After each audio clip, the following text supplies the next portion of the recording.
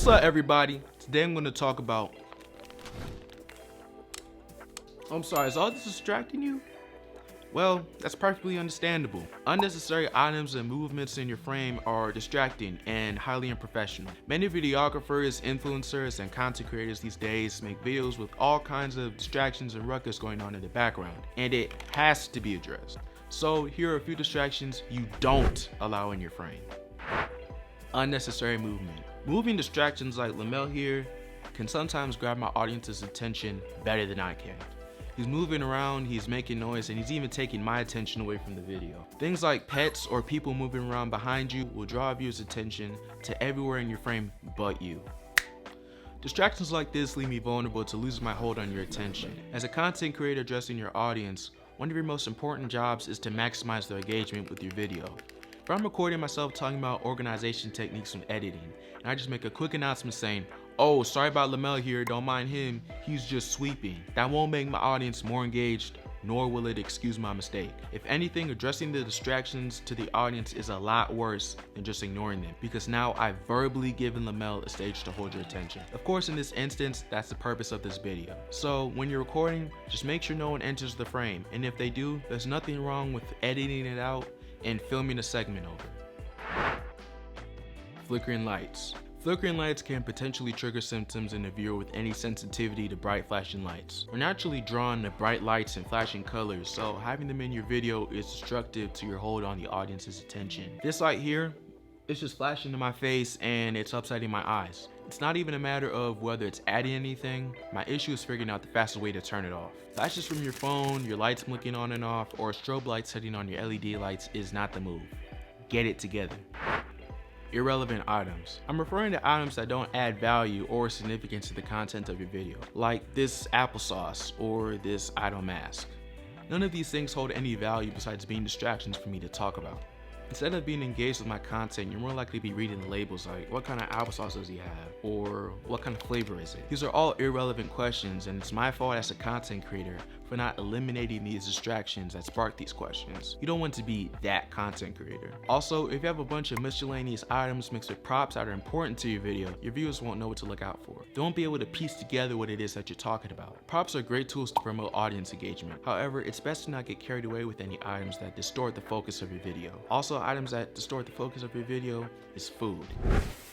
Like Brock was saying, having food in your video pulls your audience attention away from you and directs it towards your food. Now all they're thinking about is, I could really use a slice right now. This will cause your audience to miss whatever valuable piece of information you're trying to convey. Now, unless you're making a food review or a cooking video, you should never eat on camera when you're filming. It could come across as rude or show that you're not fully focused on the content of your video.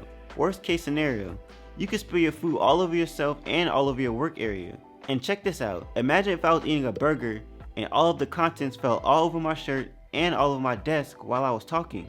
That's why some professionals don't allow a single crumb of food to touch their work area. Anyways, if you get thirsty or need a quick bite to eat, feel free to do so.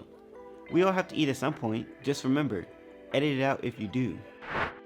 Irrelevant noises. If your video has background noises like your dog barking, your mom vacuuming the carpet, or a notification bell, your audience will have a difficult time staying engaged with your overall message. If you're telling a story, or an interesting story, or informing your viewers about financial literacy, and your phone is constantly ringing, it doesn't matter how cool your story is or how knowledgeable you are regarding finances, your audience will tune out. They might even move on to another video because they don't want to keep tolerating your inability to eliminate distractions.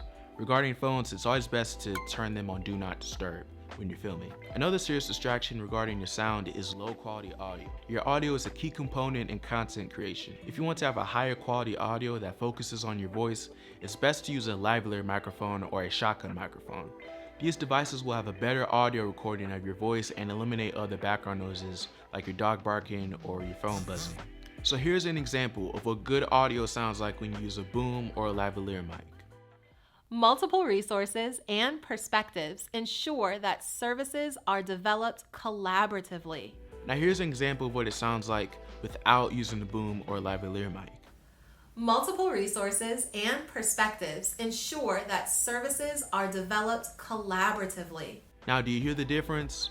I'm more likely to engage with a video that has great audio than one without. The noise in the background without a boom or lavalier mic is very distracting. It makes it easier to just exit out of the video and watch something else. Little do you know, having bad framing is also a big distraction to your audience. Like if your camera is tilted, your head being cut out the frame, you being at the bottom corner of the screen. Make sure you fill the frame and use the rule of thirds. The rule of thirds is a 3x3 grid with 2 horizontal lines and 2 vertical lines that intersect at 4 points. You as a creator must place your subject on the left or the right third of the frame, creating a gratifying composition. Avoid using too much headroom, and the audience will connect with you far much better when you place yourself or your subject on the top 2/3 or your eyes on or slightly above the top center line of the frame. It helps draw the viewer's eyes in the image and places more emphasis on the subject. Ideally, the empty space that's left should be in the direction the subject is looking towards, as you can see here. I'm on the right side of the grid facing towards the dead space. And this is how it looks if I was facing the opposite direction of the dead space. It looks unpleasant, but in some situations it is okay, depending on the type of scene and mood you're trying to persuade. Lastly, you the subject can be the most crucial distraction. If you have crumbs on your face, stains on your clothes, or anything that takes away from your professional image, you can lose your audience before you have the chance to really grab their attention. You wouldn't make a video about financial literacy or creating a business while wearing a Scooby-Doo shirt. You wouldn't walk into an interview for a job trying to shake somebody's hand wearing inappropriate clothing that doesn't represent the company or the brand well. Also, avoid wearing too many loud and bright colors, especially if they don't match. I love graphic tees, but be careful when you're wearing shirts like that, because someone could be spending 10 minutes looking at your shirt rather than listening to what you're presenting to them. You don't want to overdress. Just be mindful of that. When you step in front of the camera or present yourself in front of people, you should coordinate your look. Take a shower, brush your teeth. Don't forget about your tongue too. Do something nice with your hair, wash your face, and wear a nice outfit. You don't have to dress like you're going to a prom or doing a professional photo shoot. Just wear something comfortable. Find your style, but don't step in front of the camera looking crazy. I'm live, yo, what's going on, people? Hold up, I got ketchup on my shirt. You can see that. But look, I'm gonna give y'all 30 seconds to get on here, you know. I'm gonna give y'all 10 tips on how to grow your Instagram followers, all right? All right, I got 30 seconds. I'll be back. Give me some food.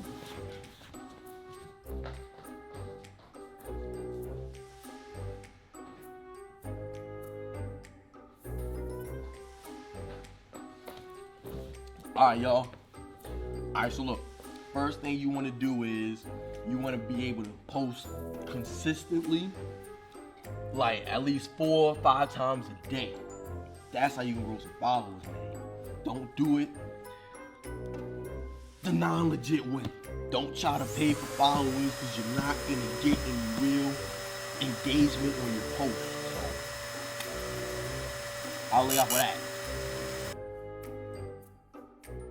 I have a ton of people reach out to me about joining the team. The first thing I do is look at their social media page. If I look at your page and you're posting pictures of you flashing guns in front of the camera, videos of you using aggressive profanity or promoting violence, there's a slim chance I'd even consider bringing you on the team. You shouldn't judge someone based on their looks. The inside is what really counts. However, when you are promoting yourself, the outside is what people look at first. And you want to present yourself as if you're worth looking at on the inside. Hey, what's up everybody? I'm gonna give you my 10 tips on how I grew my Instagram following and how you'll be able to grow your Instagram to over 100,000 followers in just 30 days. So sit back, take your notes out because there's a bunch of information that I'm gonna share with you that you can't find anywhere else. So let's go. Presenting yourself professionally is about showing others that you're a credible source of information. Your image speaks louder than your words, so make sure that your viewers can see and value what you're saying. So, ladies and gentlemen, those are a few distractions to look out for when crafting a professional image for your videos. I hope this video was helpful and you learned some information that was valuable in your journey as a filmmaker, content creator, and influencer. Make sure you like and subscribe below. If you have any questions, feel free to contact us or comment below. See you next time.